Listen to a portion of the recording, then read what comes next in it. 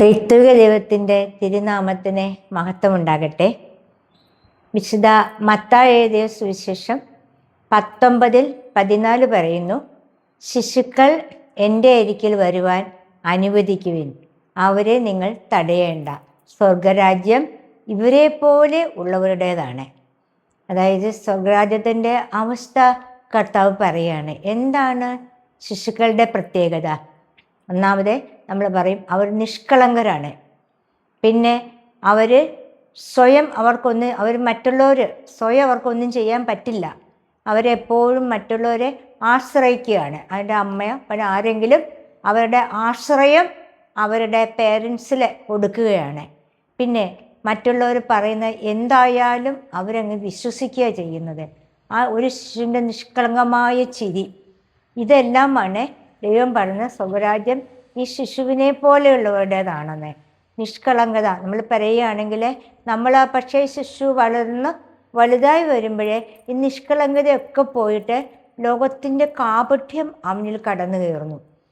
അതായത് അവനെ മനസ്സിലൊന്ന് വിചാരിക്കുന്നു, വേറൊന്ന് പറയുന്നു.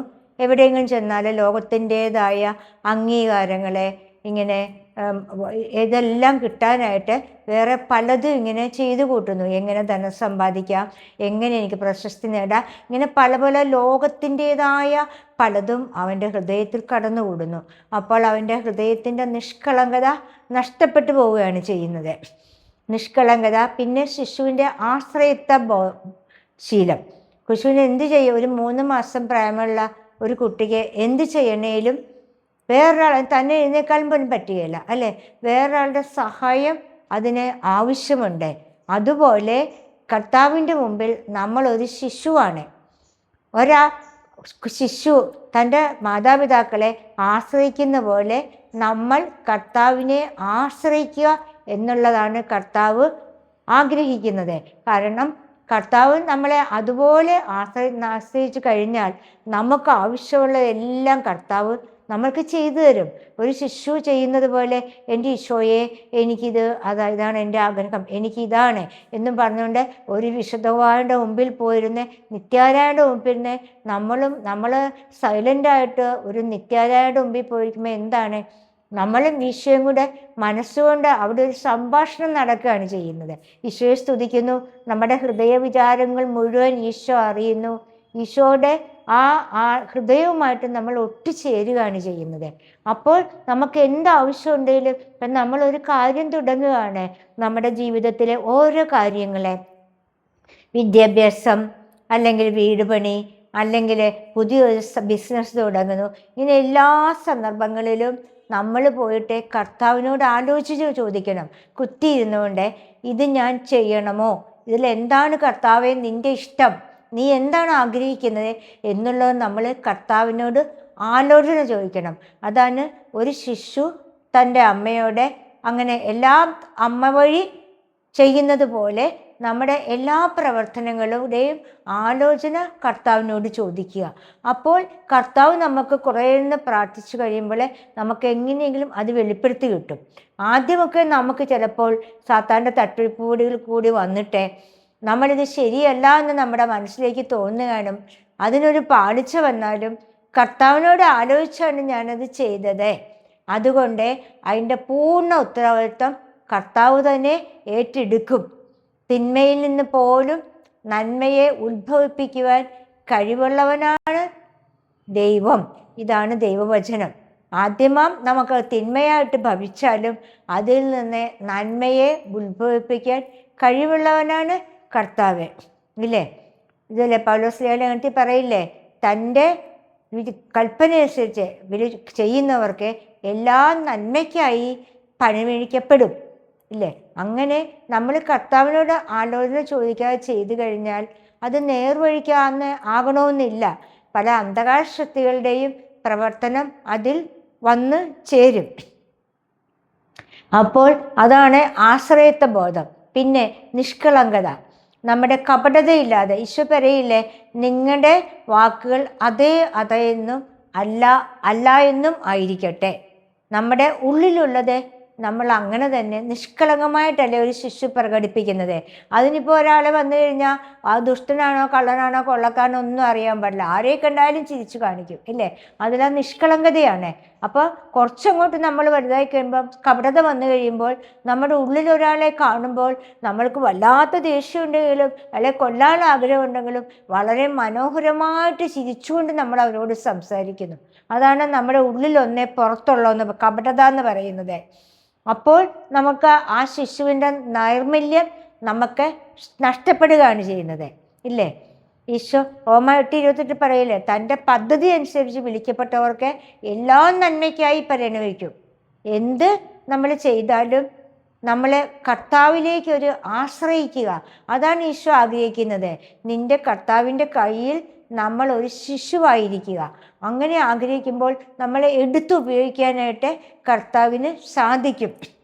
നമ്മൾ നിന്റെ ബലഹീന റോമ 2 കൊറിന്തോസ്യർക്കെഴുതിയ ലേഖനം 2:12-9 പറയുന്നു, നിന്റെ ബലഹീനതയിലാണ് നിന്റെ ശക്തി പ്രകടമാകുന്നത്, നിനക്കെൻ്റെ കൃപ മതി.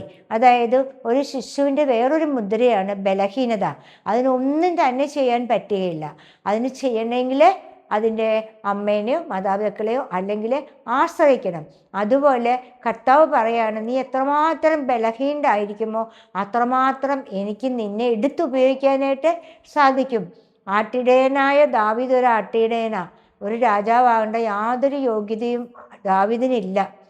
പക്ഷേ കർത്താവിൻ്റെ കയ്യിലേക്ക് വന്നപ്പോൾ ദാവീദിനെ എടുത്ത് കർത്താവ് ഉപയോഗിക്കുകയാണ്. ഗോലിയാത്തിനെ കൊല്ലുന്നു, മഹാമല്ലനായ ഗോലിയാത്തിനെ പിഞ്ചു ബാലനായ ദാവീദ് കൊല്ലുന്നു. അതല്ലേ ഇപ്പോഴും നമ്മൾ കേൾക്കുന്നുണ്ട്, ദാവീദിൻ്റെ പുത്രനായ യേശു എന്ന് ജനിക്കുന്നത് ദാവീദിൻ്റെ വംശത്തിലാണ്. അത്രമാത്രം ആ ദാവീദ് കർത്താവിനെ സ്നേഹിച്ചു, കർത്താവിനെ എടുത്തുപയോഗിക്കാൻ പറ്റി. പക്ഷേ ശക്തരായവരെ കർത്താവിന് ഉപയോഗിക്കാൻ പറ്റില്ല. അവർ വിചാരിക്കും, എൻ്റെ ശക്തി കൊണ്ടാണ് ഞാൻ ഇതെല്ലാം ചെയ്തത്, എൻ്റെ ബുദ്ധി കൊണ്ടാണ് ഞാൻ ഇതെല്ലാം ചെയ്തത്. കർത്താവ് എടുത്തുപയോഗിക്കുമ്പോൾ എപ്പോഴും ബലഹീനതയാണ് കർത്താവ് എടുത്തുയർത്തുന്നത്. അവിടെ ബലഹീനതയിലെ കർത്താവിന് പ്രവർത്തിക്കാനായിട്ട് സാധിക്കുകയുള്ളൂ. അത് ശിശുവിൻ്റെ വേറൊരു മുദ്രയായ ഈ ബലഹീനത, അതാണ് കർത്താവിന് ഉപയോഗിക്കാൻ പറ്റുകയുള്ളൂ.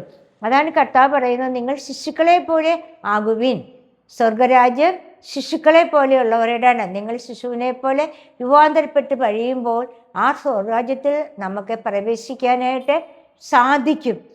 അത് അങ്ങനെ ശിശുവിൻ്റെ എല്ലാ നിഷ്കളങ്കത, ആശ്രയത്വബോധം, ബലഹീനത ഇതെല്ലാം നമ്മളിലേക്ക് വന്ന് നിറയുമ്പോൾ നമ്മൾ കർത്താവിൻ്റെ കയ്യിലെ ഒരു 3 മാസം പ്രായമുള്ള കുഞ്ഞായിത്തീരുന്നു. കർത്താവ് പിന്നെ നമ്മളെ ഉപയോഗിച്ചുകൊള്ളും. അപ്പോൾ ഇത് എങ്ങനെ നമുക്ക് കിട്ടണമെന്ന് ചോദിച്ചാൽ നമ്മുടെ ശക്തി കൊണ്ടോ ഒന്നും പറ്റില്ല. നമ്മൾ 1 മണിക്കൂർ ഒരു ദിവ്യകാരുണ്യത്തിൻ്റെ മുമ്പിൽ പോയിരിക്കുമ്പോൾ പറയണം, അതിന് വലിയ വിലയാണ് ഈശോ കൊടുക്കുന്നത്. നമ്മളെ രൂപാന്തരപ്പെടുത്താൻ കർത്താവിന് കഴിയും. നമ്മൾ കർത്താവ് ലയിച്ചു തരുമ്പോൾ എന്നെ എടുത്ത് കർത്താവ് ഉപയോഗിച്ചിട്ട് ഒരു പുതിയ വ്യക്തിയാക്കി മാറ്റുകയാണ് ചെയ്യുന്നത് ഇല്ലേ. ജെറമിയായിൽ പറയുന്നു, നീ ജനിക്കുന്നതിന് മുമ്പേ നിന്നെ ഞാൻ അറിഞ്ഞു, നിന്റെ അമ്മയുടെ ഉദരത്തിൽ നീ ജാതിയാകുന്നതിന് നിന്നെ ഞാൻ അറിഞ്ഞു, നിന്റെ അധരങ്ങളിൽ എൻ്റെ വചനം ഞാൻ നിക്ഷേപിച്ചു. എന്തിന്? എന്നിട്ട് അത് വീണ്ടും യെശയ്യാ 49:1-2 പറയുകയാണ്, അമ്മയുടെ ഉദരത്തിലായിരിക്കുമ്പോൾ തന്നെ നിന്നെ ഞാൻ നാമകരണം ചെയ്തു, നിന്നെ ഒരു അസ്ത്രമാക്കി എൻ്റെ കൈയുടെ മറവിൽ ഒളിച്ചു വെച്ചു, നിന്നെ ആവനാഴിയിലെ അമ്പാക്കി ഞാൻ ഒളിച്ചു വെച്ച്. എന്തിനാണ്? കർത്താവിന് സമയം വരുമ്പോൾ നമ്മളെ എടുത്ത് ഉപയോഗിക്കുക. അമ്പിന് തന്നെ ഉപയോഗിക്കാൻ പറ്റില്ലല്ലോ, വാളിന് തന്നെ വെട്ടാൻ പറ്റുമോ? ഇല്ല, അത് വേറൊരാൾ ഉപയോഗിക്കണം. അത് കർത്താവിൻ്റെ കയ്യിലാകുമ്പോൾ തക്ക സമയം വരുമ്പോൾ കർത്താവ് നമ്മളെ അമ്പാകുന്ന അസ്ത്രമാകുന്ന നമ്മളെ എടുത്ത് ഉപയോഗിക്കുന്നു. അപ്പോൾ പക്ഷേ കർത്താവിൻ്റെ കയ്യിൽ നമ്മളങ്ങനെ ആയിത്തീരണമെങ്കിൽ നമ്മൾ തനിയെ കുറേ അധികം മാറേണ്ടിയിരിക്കുന്നു. നമ്മുടെ ശക്തി കൊണ്ട് പറ്റില്ല. നമുക്കൊന്നും പറ്റിയില്ലെങ്കിലും ഒരു വിസ്തവാനയുടെ മുമ്പിൽ പോയിരുന്നുകൊണ്ട് 1 മണിക്കൂർ ഈശോയെ ഞാൻ നിന്നെ സ്നേഹിക്കുന്നു, എനിക്കൊന്നും അറിയില്ല കേട്ടോ എന്ന് പറയുമ്പോൾ നമ്മൾ അങ്ങനെ ആയിത്തീരുകയാണ് ചെയ്യുന്നത്. അപ്പോൾ നമുക്ക് കർത്താവിൻ്റെ കയ്യിലെ ഒരു ഉപകരണമായി തീർന്ന് കർത്താവിനായി സമർപ്പിക്കാം.